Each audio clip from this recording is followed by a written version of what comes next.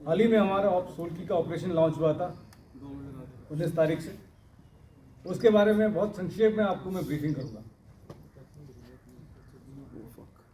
पिछले कुछ दिनों से हमको ये लगातार खबर मिल रही थी कि 2 टेररिस्ट कालाकोट के इलाके में यहाँ पे अपनी गतिविधियाँ बढ़ा के उन्होंने काम बढ़ा रखा है। और 19 तारीख के रात को हमको ये कंफर्म खबर मिली कि एक पाकिस्तान का हाई रैंक एलिटी टेररिस्ट जिसका नाम की कारी है, वो जो कि काफ़ी समय से राजौरी और पुंछ के इलाके में एक्टिव था, वो अपने एक साथी के साथ इस इलाके में ऑपरेशंस के लिए यहाँ पे शामिल हुआ है। इस खबर के आधार पे तुरंत सारे सिक्योरिटी फोर्सेस जहाँ पे शामिल राष्ट्रीय राइफल्स, जम्मू कश्मीर पुलिस और बाकी इंटेलिजेंसीज, उन्होंने तुरंत ऑपरेशंस को कारगर रूप में शामिल किया, प्लानिंग की और साथ ही साथ तुरंत अपनी एक्टिविटीज शुरू कर दिया उन्होंने। 22 तारीख को करीबन 8:30 बजे 8:30 पर दोबारा जनरल एरिया काबूकोट, जहाँ पे पहले खबर आई थी, इन 2 टेररिस्ट का दोबारा सूचना मिला कि इनकी यहाँ पे गतिविधियाँ चल रही हैं। इस खबर के आधार पर सर्च ऑपरेशन लॉन्च किए गए, क्योंकि इस इलाके में जंगली इलाका है, जंगल के इलाका है और साथ में कुछ सिविल लोगों के ढोक भी हैं। बड़े तफसील से यहाँ पे प्लानिंग की गई थी ऑपरेशन। जिस इलाके में हमारी पार्टी सर्च कर रही थी, उस समय उस इलाके में एक सिविलियन का अकोमोडेशन भी था या फिर ढोक था। और सर्च के प्रक्रिया के दौरान अचानक फायरिंग शुरू हो गई है टेररिस्ट के द्वारा। सिविलियंस को खतरा, कि सिविलियंस की जान को खतरा, जहाँ की वहाँ पे लेडीज भी थे और बच्चे भी थे। जो पार्टी के कमांडर थे कैप्टन प्रांजल, सबसे पहले वो कवर से बाहर निकल के उन्होंने जो बच्चों को और लेडीज को वहाँ से सेफ्टी के लिए निकाला और तुरंत ही जवाबी फायर की कार्रवाई की। कैप्टन प्रांजल, एमवी प्रांजल और उनके टीम मेंबर्स लगातार टेररिस्ट को एंगेज करते रहे और फायर बरकरार बना के रखे ताकि वो टेररिस्ट वहाँ से निकल ना पाए। साथ ही साथ बाकी जो कॉलम्स थे जिस ऑपरेशन के लिए तैयारी हालत में थे, तुरंत ही वो लॉन्च हो गए थे और इस इलाके के लिए उन्होंने बिल्डअप करना शुरू कर दिया था। कैप्टन प्रांजल की टीम तकरीबन आधे घंटे तक उनको लगातार टेररिस्ट को घमासान में जवाबी हमला बार बार करते रहे। इसी समय के दौरान एक बुलेट की वजह से जो उनको लगी अपने उनके सर पे लगी, इसकी वजह से उनको शहादत मिली और उन्होंने अपना सर्वोच्च बलिदान दिया। पर इस ऑपरेशन का सबसे महत्वपूर्ण हिस्सा ये था कि उन्होंने बिल्कुल कांटेक्ट को ब्रेक नहीं होने दिया।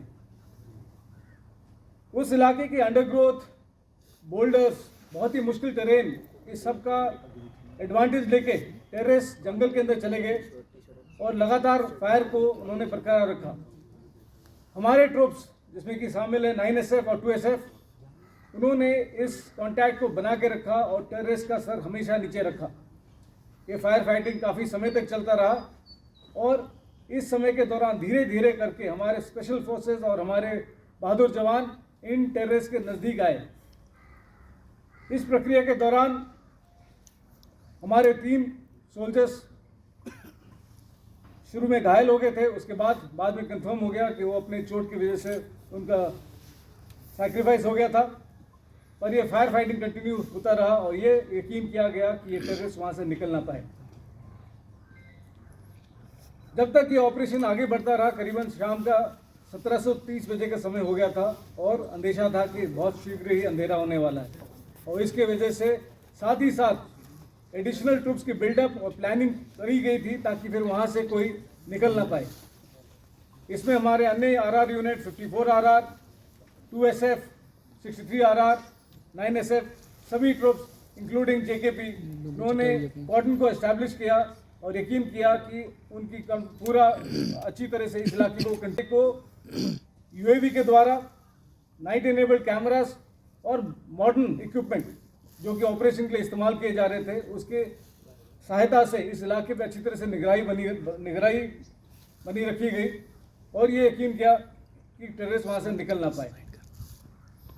23 तारीख की सुबह फर्स्ट लाइट पे दोबारा सर्च की कार्रवाई को आगे बढ़ाया गया और इसमें करीबन 7:40 पर एक टेररिस्ट जो कि उस कॉर्डन के अंदर ही था पर निकलने की कोशिश कर रहा था, उसको हमारे पैराट्रूपर सचिन ने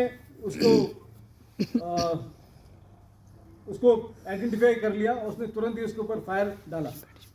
सचिन के फायर के ऊपर टेररिस्ट ने भी जवाबी फायर किया और उस फायर के दौरान सचिन घायल हो गए।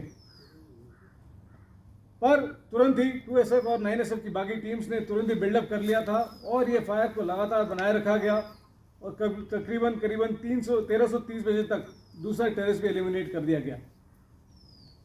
इस ऑपरेशन में 5 शूरवीर, captain Pranjal, captain Shubham, havildar Majid,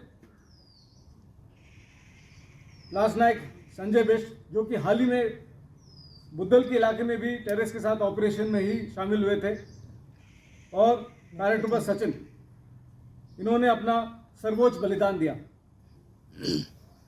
we are very proud of them. They fought well, they fought hard and they fought for their brothers. इन्होंने देश के सर्वोच्च इज्जत के लिए और टेररिस्ट के एलिमिनेशन के लिए जो शहादत प्राप्त की है, हम सबको इनसे प्रेरणा मिलती है और ये यकीन दिलाते हैं आपको कि ये कार्रवाई आगे भी बरकरार रहेगी। ये दोनों ही टेररिस्ट फॉरेन टेररिस्ट थे, जिनमें से एक था जो कि कारी था, वो बहुत ही वांटेड टेररिस्ट था और ये यकीन में आया है कि इन्होंने पाकिस्तान और अफगानिस्तान के इलाके में इन्होंने ट्रेनिंग हासिल की है और कारी एक आईडी एक्सपर्ट भी है और ये बहुत ट्रेंड स्नाइपर भी है। काफ़ी विश्वसनीय सूत्रों से ये भी पता चला है कि कारी मास्टरमाइंड था सिविलियन किलिंग्स जो कि डांगरी में हुआ था इस साल जनवरी में भी। इसके अलावा कांडी के इलाके में जो सिक्योरिटी फोर्सेस के ऊपर भी जो हमला किया गया था, इसके ऊपर भी कारी का शामिल होने का खबर मिला है। इस ऑपरेशंस में भारी मात्रा में गोला बारूद, युद्ध का सामान रिकवर किया गया है, जिससे भी ये अंदाज़ा लगाया जा सकता है कि इन टेररिस्ट की ये प्लानिंग थी कि इस टेरर एक्टिविटीज़ को यहाँ पे और बढ़ाया जाए और सिविलियन पॉपुलेशन को अंदर दहशत फैलाई जाए। अभी ऑपरेशन ख़त्म नहीं हुआ है, ऑपरेशन बरकरार है, सर्च की प्रक्रिया जारी है और ये ऑपरेशन जो कल जिसकी सक्सेस हासिल हुई है, जिसमें ये दोनों टेररिस्ट को मार गिराया गया, ये एक आपसी तालमेल जो कि JKP, भारतीय सेना और बाकी सिक्योरिटी एजेंसीज जो कि इस इलाके में ऑपरेशंस कर रहे हैं, उसकी एक पहचान है और मैं यकीन दिलाता हूं कि ये प्रक्रिया आगे भी बनी रहेगी और आने वाले दिनों में और भी सक्सेस हासिल किए जाएंगे। थैंक यू, धन्यवाद।